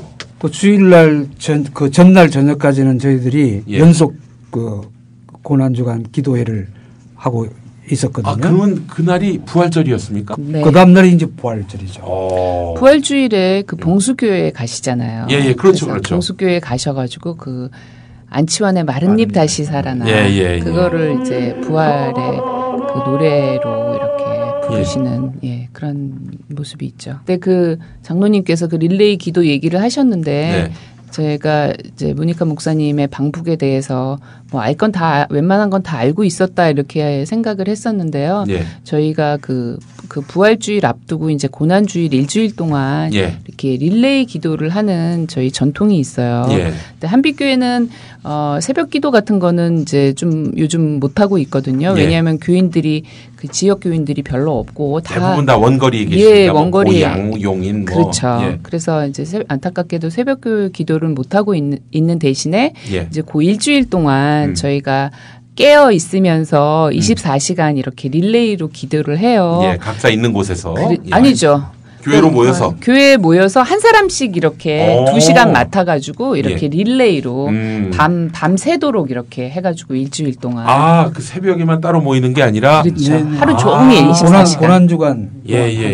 그게 참 이제 저희 그 좋은 전통 중에 하나인데요. 그래서 제가 교회사를 쓰면서 이게 언제 시작되었을까 이거를 이제 찾다 보니까 공교롭게도 모니카 목사님이 방북하시던 89년도에 이렇게 릴레이 기도가 시작되었다라는 걸 제가 알게 되었습니다. 그래서 그게 의도한 거는 아니었지만 모니카 목사님이 북경을 통해서 그 방북을 하시는 마음이 얼마나 두렵고 떨리셨겠어요.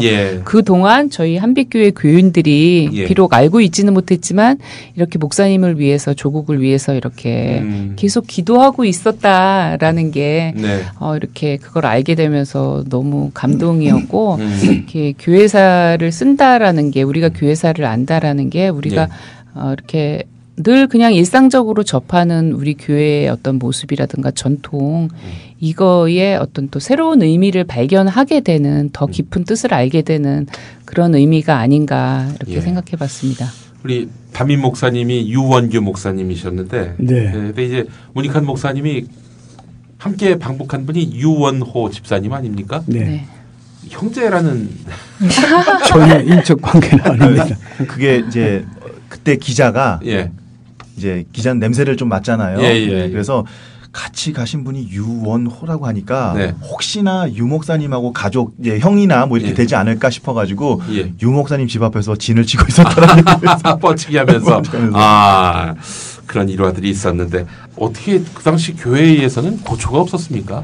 그 문 목사님 89년도에 방북하시기 전에 아까 우리가 얘기했던 이해동 목사님 다음에 도대체 어떤 분이 한빛교회를 맡을 수 있을까?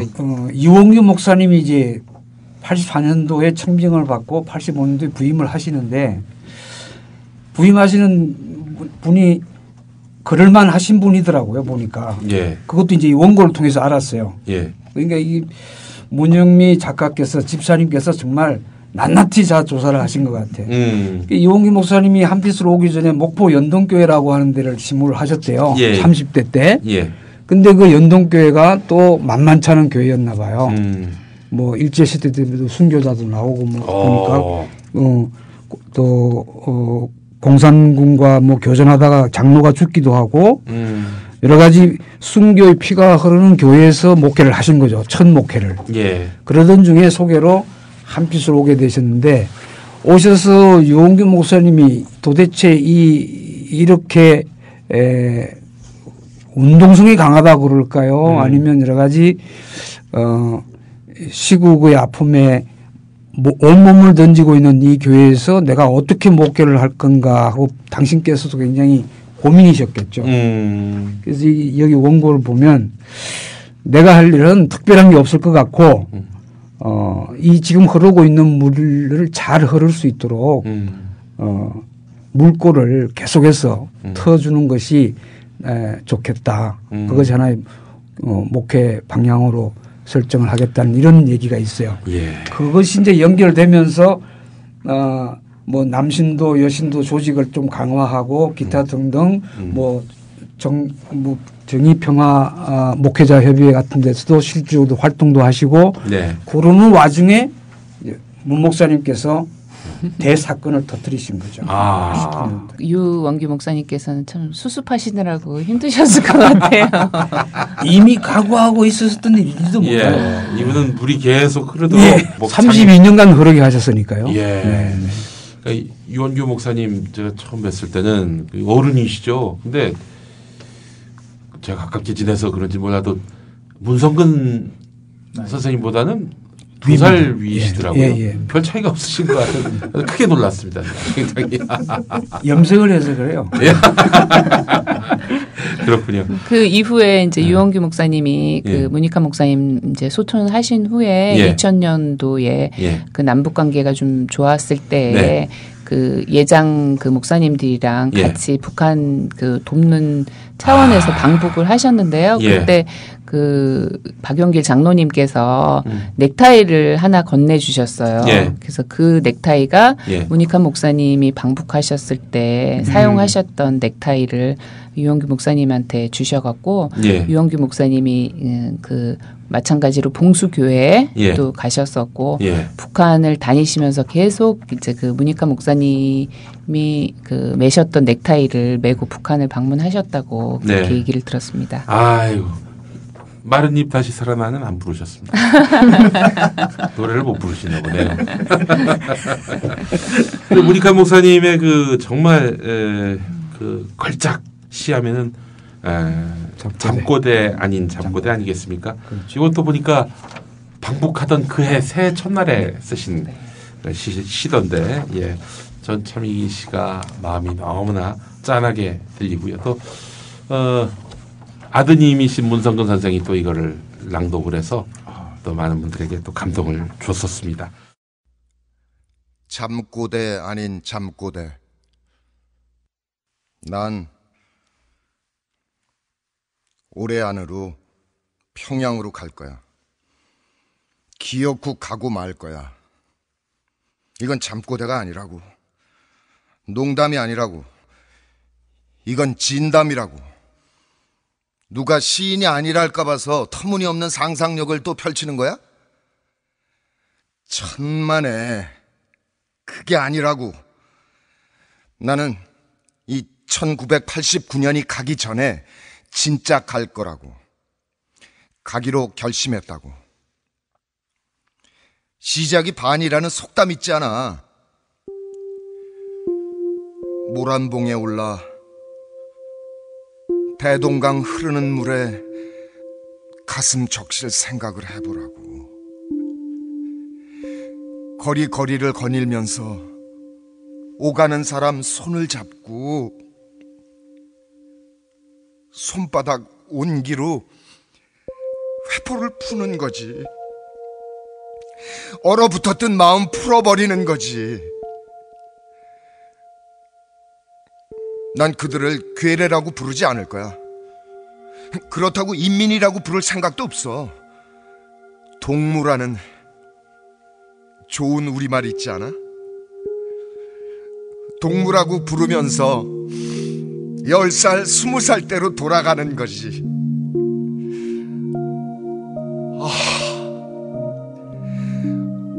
얼마나 좋을까. 그땐 일본 제국주의 사슬에서 벗어나려고 2천만이 한 마음이었거든. 한 마음. 그래, 그 한 마음으로 우리 선조들은 당나라 100만 대군을 물리쳤잖아. 그 한 마음으로 7천만이 한결애라는 걸 확인할 참이라고. 오가는 눈길에서 화끈하는 숨결에서 말이야. 아마도 서로 부둥켜 안고 평양 거리를 뒹굴겠지.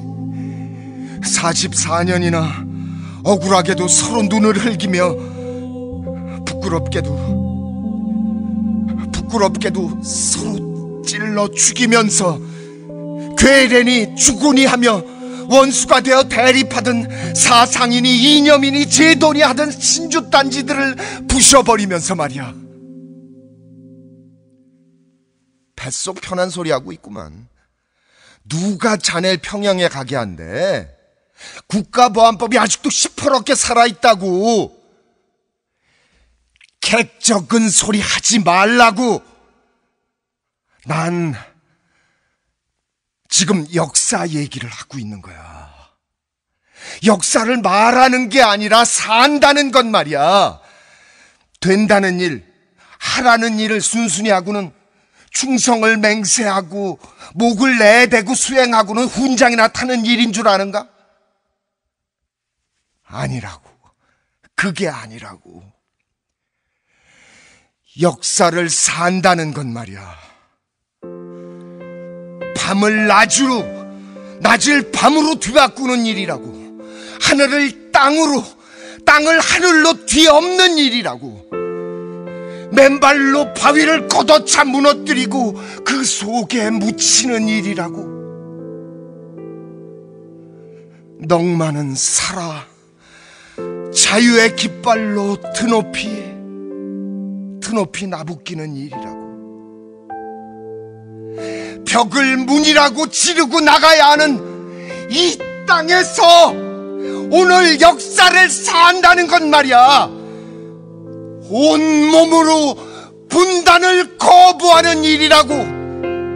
휴전선은 없다 소리치는 일이라고. 서울역이나 부산 광주역에 가서 평양 가는 기차표를 내놓으라 이렇게 주장하는 일이라고. 이 양반 머리가 좀 돌았구만. 그래, 난 머리가 돌았다. 돌아도 한참 돌았다. 머리가 돌지 않고 역사를 사는 일이 있다고 생각하나? 이 머리가 말짱한 것들아, 평양 가는 표를 팔지 않겠음 그만두라고. 난 걸어서라도 갈 테니까, 임진각을 헤엄쳐서라도 갈 테니까. 그러다가 총에라도 맞아 죽는 날이면 그야 하는 수 없지. 구름처럼 바람처럼 넋으로 가는 거지.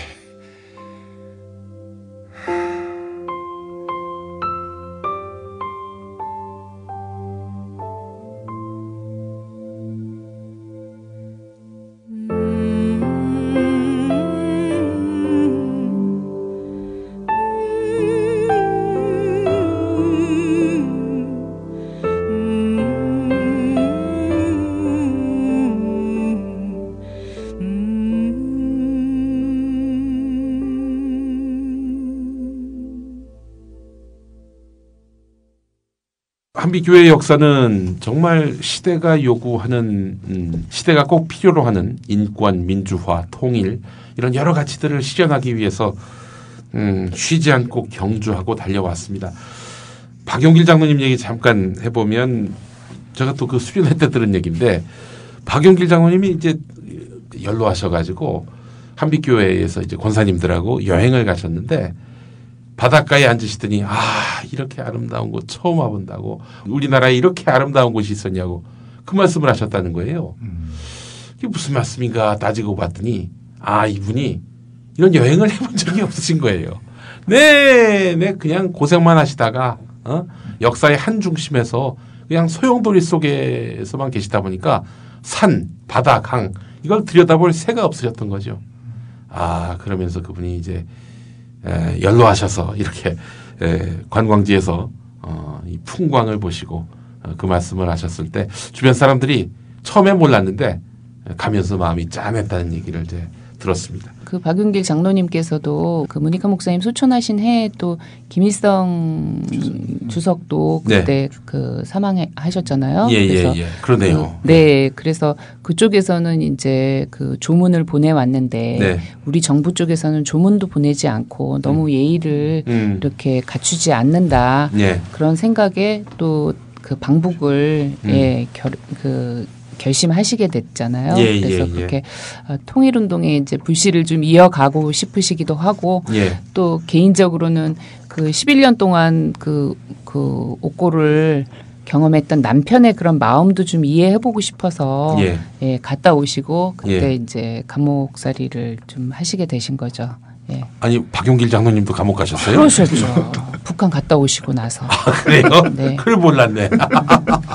아이고. 잘 모르시더라고요. 예. 감옥을 갔다 오셨어요. 야, 참. 근데 그 말씀도 하셨지 않습니까? 감옥 들어가는 거를 신랑이 신부방 드나들듯 생각하라. 이 말씀. 네, 그게 이제 문익환 목사님 집에 가면은 이렇게 예. 붓글씨로 예쁘게 써가지고 이렇게 벽에 붙여져 있었는데요. 그게 간디가 한 얘기라고 하더라고요. 아. 예, 네, 그래서 그게 참 인상적이었고요. 그래서 지금 문익환 목사님하고 박용길 장로님 사시던 그 집이 지금 통일의 집이잖아요. 그렇죠. 예, 예. 그래서 그 통일의 집이 한동안 이렇게 비어 있고 방치돼 있었는데 네. 거기를 좀 박물관으로 해서 시민들이 와서 볼 수도 있고 그런 정신을 배우고 느낄 수 있도록 하는 그런 작업을 하고 있습니다. 지금 많이 도와주십시오. 사단법인 통일의 집이 만들어져 가지고요. 예, 박물관을 하면서 그 집 낡았고 거기에 문익환 목사님의 유품과 정말 현대사에 얽힌 그런 자필 원고나 이런 것들이 정말 무궁무진하게 있거든요. 그래서 거기를 정말 보존하고 그 자료들을 사람들이 활용할 수 있도록 이렇게 하는 문제가 지금 굉장히 좀 시급한 것 같아요. 예, 네. 알겠습니다. 자, 오늘 한빛교회 60년사 발간 기념으로 오늘 귀한 우리 한빛교회의 네 분을 모시고 이야기를 나눴습니다. 세상을 품은 작은 교회. 아니 무슨 김용민 브리핑에서 이런 대담을 하는가라고 하실지 모르겠지만 이 종교가 이렇게 사회에 참여를 해서 그 사회를 진전시키고 진보시키는 역할을 하게 된다면 이 종교가 이렇게 외면받고 비난받을 일이 없겠죠. 그 차원에서 오늘 이 자리에서 한빛교회 60년사를 짚어보는 시간을 가져봤습니다. 책 이름이 세상을 품은 작은 교회. 예, 3인에서 나왔는데요.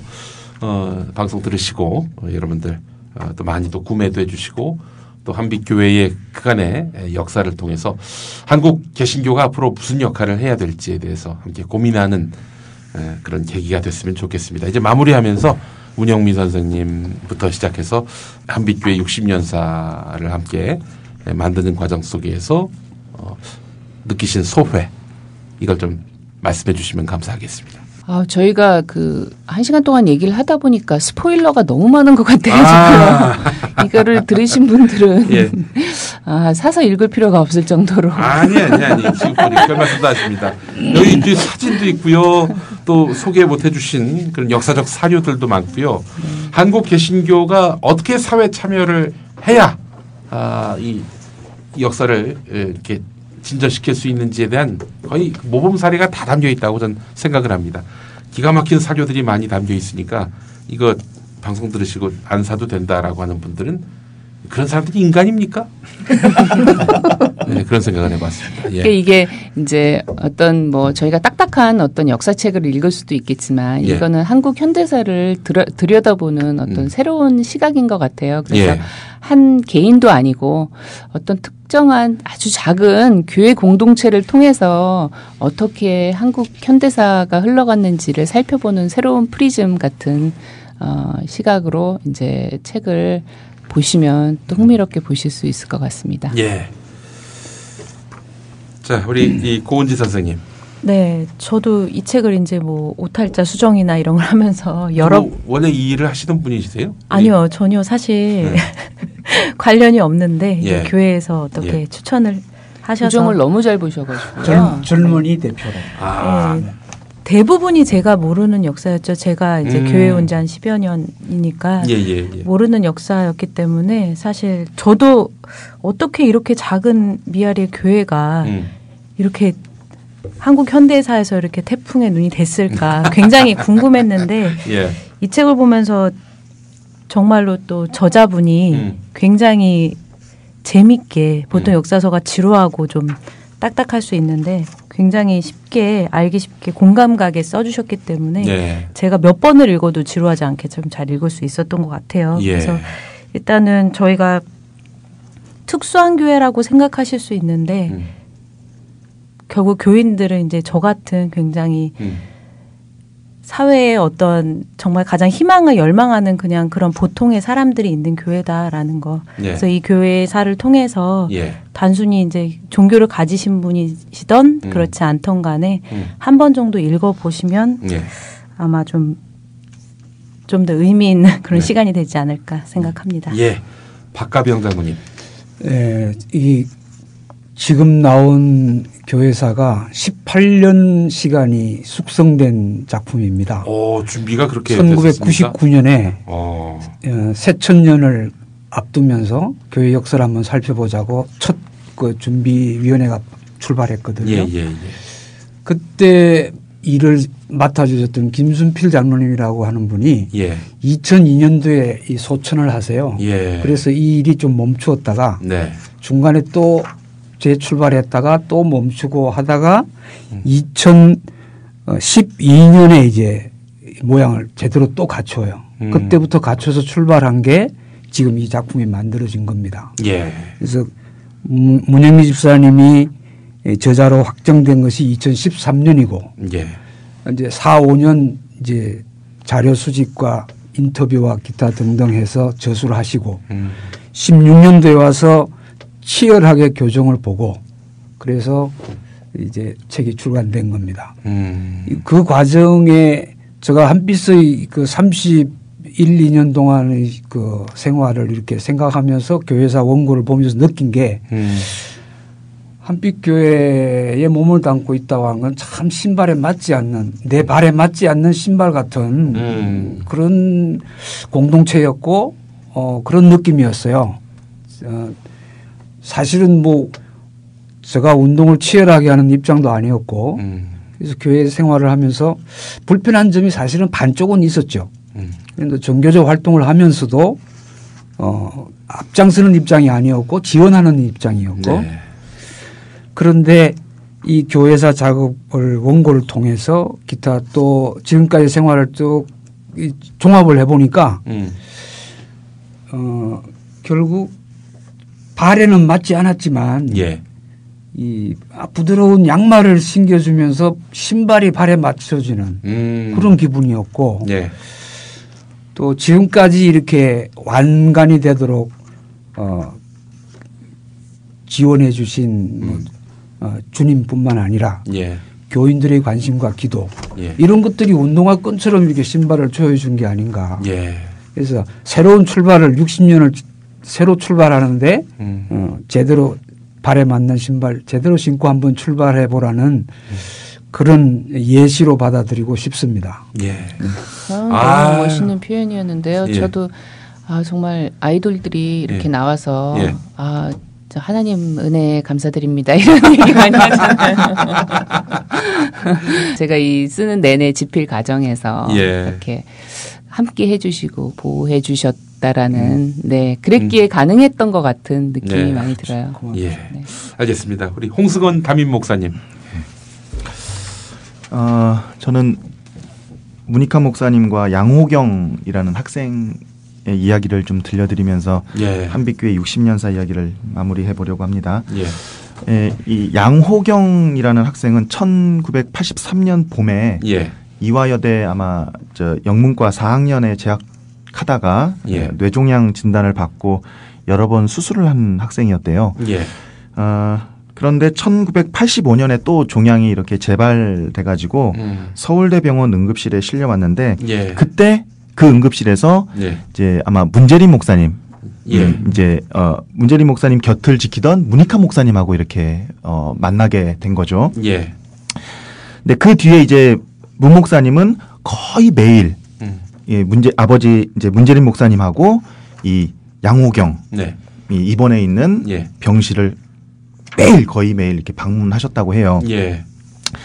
근데 그 후에 이제 문 목사님은 1986년 아마 인천 5.3 사건, 5.3 인천 사건으로 서울구치소에 수감되셨고 구치소에서도 이제 이 양호경 이 학생의 안부가 굉장히 궁금하셨던 것 같아요. 예.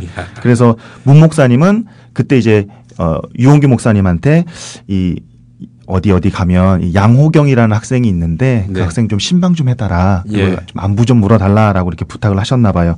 그래서 이제 유 목사님은 박용길 장로님하고 이제 서울대병원에 입원해 있던 이 호경 씨를 이제 찾아갔죠. 근데 이제 찾아갔는데 이제 양호경 이 학생이 병세가 너무 악화돼가지고 이제 아마 거의 포기를 한 상태인 것 같아요. 그래서 이제 집 가까운 인천 시립병원으로 옮겨갔다라고 하고 이제 만나지 못하고 돌아온 거예요. 근데 그 이제 사실을 이제 문익환 목사님한테 면회를 가가지고 이러이러하니까 못 만나고 왔다. 그런데 목사님께서 자필 편지를 좀 써주시면 제가 그거를 가지고 호경이한테 전달해 주겠다 이렇게 얘기를 했죠. 그러면서 이제 7월 13일자 1986년 7월 13일자로 된 목사님의 편지를 이렇게 받아온 거예요. 근데 거기는 이제 양호경이라고 못 쓰고 문호경이라고 쓴 거예요. 이제 가족들한테밖에 편지가 못 나가니까 이제 가족들한테 쓰는 편지로 해가지고 이제 이 편지가 나왔는데 그 편지를 들고 이제 면회를 갔어요. 목사님이. 그러면서 이제 만나긴 했는데 이제 그때 만난 이 양호경이라는 학생이 이제 여러 번 수술 끝에 이제 몰골이 형편없이 변하고 눈도 잘 안 보이고 이제 거의 이제 거동이 불편할 정도로 이렇게 침대 난간을 의지하고 일어나 앉아서 문 목사님 대신 왔다고 하니까 이제 눈물만 계속 하염없이 이렇게 흘리더라는 거예요. 그러면서 이제 이 호경이에게 유 목사님은 이 문 목사님이 보내주신 편지를 읽어주면서 함께 펑펑 울었다고 합니다. 그 편지 내용이 뭐냐면 대충 이래요. 병원이라는 게 인간이 죽음과 싸우는 한계 상황인데 서울대학병원의 그 많은 환자들 가운데 너만큼 밝게 웃으면서 죽음과 대결하는 사람은 없다고 나는 확신한다. 호경아, 너는 병원에서 암과 싸우고 나는 감옥에서 독재와 맞서 싸워서 우리 승리한 날 함께 만나자라는 어떤 그런 내용이었대요. 이 내용을 읽어주면서 호경이도 울고 읽어주는 이제 유 목사님도 펑펑 함께 울었다고 이렇게 얘기를 들었습니다. 아마 문 목사님은 이 호경이의 아픔에서 온 민족의 아픔을 느끼고 계셨고 호경이의 아픔을 극복하는 승리를 이 민족이 새롭게 거듭나는 승리로 아마 믿고 계셨던 것 같아요. 그런데 이제 이 호경이는 목사님이 출소를 끝내 보지 못하고 이제 하나님 품에 이제 안겼고 목사님 그 다음에 1987년 7월 8일 형 집행정지로 출소를 하셨죠. 문익환 목사님은 이렇게 평소 조국의 통일과 이 나라의 민주화 등 결의의 큰 문제로 잠시도 쉴 틈이 없으셨습니다. 그러나 이 큰 일을 한다는 것 때문에 이 사람들이 작다고 여기는 것들을 결코 소홀히 여기지 않으셨던 것 같아요. 그래서 목사님은 큰 것 작은 것 따지지 않고 아픔이 있는 곳을 그냥 지나치지 못하시는 그런 분이었던 것 같습니다. 그래서 저는 이것이 저는 교회의 존재 이유라고 생각을 합니다. 아픔이 있는 곳이면 결코 지나쳐서는 안 되는 이게 바로 교회의 존재 이유라고 생각하는데 억눌린 사람들과 함께 슬퍼하고 소외당한 사람들과 함께 어울리고 목소리를 잃어버린 사람들의 목소리가 대신 되어주는 곳이 저는 바로 교회가 있어야 할 자리이고 교회의 존재 이유라고 생각합니다. 이번에 이 한빛교회 60년사를 이렇게 내면서 정말 교회가 이 시대에 있어야 할 곳이 어디인가를 다시 한번 저는 생각해보는 기회였다고 생각을 합니다. 예. 세상을 품은 작은 교회 한빛교회 60년사 함께 살펴봤습니다. 오늘 함께해 주신 네 분 감사드립니다. 고맙습니다. 장준하의 생을 대신 자라서 죽어 있었고 전태일 등등 타지 못한 생을 그 젊은 생을 대신 피로 살아주는 길밖에 남은 길이 없습니다. 문익환의 학교. 하나님 감사합니다. 이 부족한 종을 그동안 4번씩이나 감옥에 보내신 것은 감사를 드립니다. 하나님의 아버지의 마음으로 뜨거운 마음으로 그 애타는 마음으로 기도하면서 살아갈 수 있게 해주시옵소서. 예수님의 이름으로 고난받는 당신의 아들 딸들의 이름으로 기도드립니다. 아멘. 마음에 잠겨 역사에 어둠 짙었을 때에 계명서 동쪽에 밝아 이 나라 여명이 왔다. 고요한 아침의 나라 빛 속에 새롭다. 이 빛 삶 속에 얽혀 이 땅에 생명탑 놓아간다. 옥토에 우리는 깊어 하늘로 줄기가지 솟을 때 가지 억만을 해요. 그 열매 만민이 산다. 고요한 아침의 나라 이 꿈을 부른다. 하늘 씨앗이 되어 역사의 생명을 이어가리.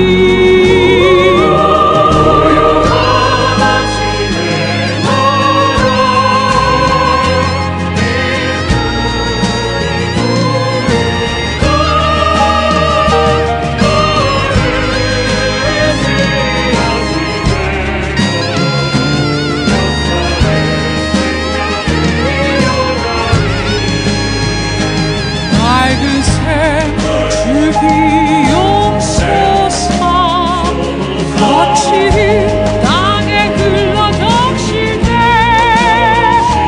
기름진 푸른 벌판이 눈앞에 활짝 트인다. 고요한 아침의 나라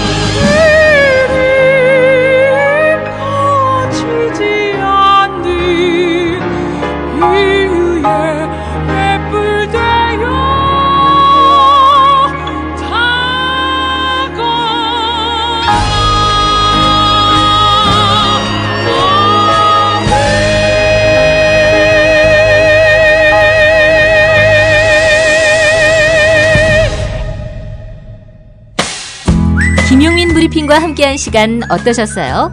다음 시간에도 보다 바르고 알차며 즐거운 정보로 여러분을 찾아가겠습니다. 팟캐스트 포털 팟빵에서 다운로드하기, 구독하기, 별점 주기, 댓글 달기로 응원해주세요. 잊지 마세요. 다운로드하기, 구독하기, 별점 주기, 댓글 달기.